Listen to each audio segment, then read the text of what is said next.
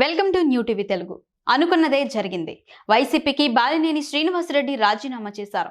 కొన్ని కారణాల రీత్యా రాజీనామా చేస్తున్నట్లు ప్రకటించారు. రాజీనామా లేఖలో ఆయన కీలక విషయాలను ప్రస్తావించారు. రాజకీయాలు వేరు, బంధుత్వాలు వేరన్నారు. జగన్ నిర్ణయాలు సరిగా లేనప్పుడు వ్యతిరేకించినట్లు చెప్పారు. రాజకీయాల్లో భాష గౌరవంగా, హుందాతనంగా ఉండాలన్నారు. రాజకీయాల్లో విలువలు కాపాడాల్సిన బాధ్యత నాయకులదే అని పేర్కొన్నారు. రాజకీయాలకు అతీతంగా ఎవరు వచ్చినా సాయం చేసినట్లు బాలినేని తెలిపారు.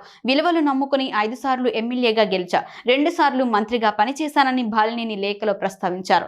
ఇప్పుడు కొన్ని కారణాలతో వైసీపీ వీడుతున్నట్లు తెలిపారు. కొన్నాళ్లుగా వైసీపీ హైకమాండ్ పై బాలినేని తీవ్ర అసంతృప్తితో ఉన్నారు. మంత్రి పదవి నుంచి తప్పించినప్పుడు వైవి సుబ్బారెడ్డితో ఎప్పటి నుంచో బాలినేనికి విభేదాలు ఉన్నాయి.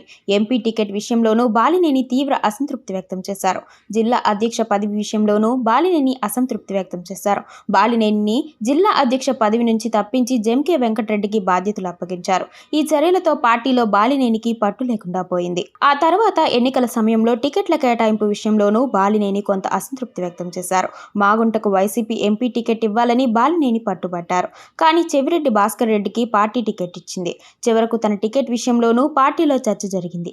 ఒంగోలు కాకుండా గిద్దలూరు లేదంటే దర్శిలో పోటీ చేయాలని అప్పట్లో పార్టీ ప్రతిపాదించినట్టు ప్రచారం. ఈ విషయాలు బాలినేనిలో అసంతృప్తికి కారణమైంది. ఇక ఎన్నికల ఫలితాల తర్వాత అది మరింత ఎక్కువైంది. ఈ నేపథ్యంలో బాలినేనితో పార్టీ అధిష్టానం చర్చలు జరిపింది. ఇటీవలే అధినేత వైఎస్ జగన్తో బాలినేని భేటీ అయ్యారు. పార్టీలో కొనసాగే పరిస్థితులు లేవని, అందుకే తన దారి తాను చూసుకుంటున్నట్టు కుండబద్దలు కొట్టినట్టు జగన్కే చెప్పేశారు. ఆ తర్వాత హైదరాబాద్లోని తన నివాసంలో ఒంగోలుకు చెందిన 20 మంది కార్పొరేటర్లు, మరికొందరు సన్నిహితులతో బాలినేని భేటీ అయ్యారు. తాజాగా పార్టీని వీడుతూ బాలినేని నిర్ణయం తీసుకున్నారు.